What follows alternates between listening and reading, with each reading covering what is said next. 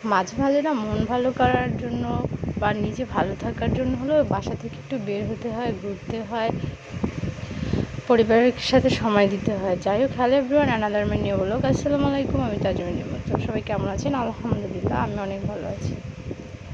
তো আজকে না চলে গেছি আমাদের এখানে নদীর পাড়ে, সন্ধ্যা নদীর তীরে। এই জায়গাটার না আমার এত ভালো লাগে, এত ভালো লাগে কি বলবো। আপনারা গেলে আপনাদের অনেক ভালো লাগবে, কারণ নিজের মধ্যে একটা প্রাণ খুলে পাওয়া যায়, মুক্ত বাতাস পাওয়া যায়, আর সবুজের সমারোহ চারিদিকে। দেখেন না, আমার কাছে তো বেশ ভালো লাগতেছিল।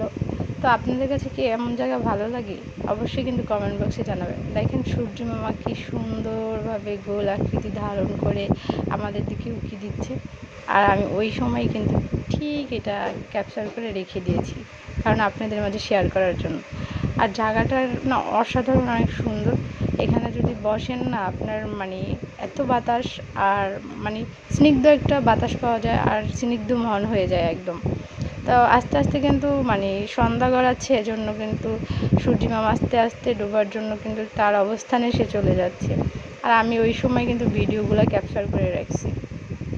তো বসে গল্প করতেছিলাম ফ্যামিলির সাথে, হাসাহাসি। ওই যে ওইখানে আবার খাবার বিক্রি করে, ঝালমুড়ি, এটা সেটা। তো আমি একটু ঝালমুড়ি টেস্ট করতেছিলাম।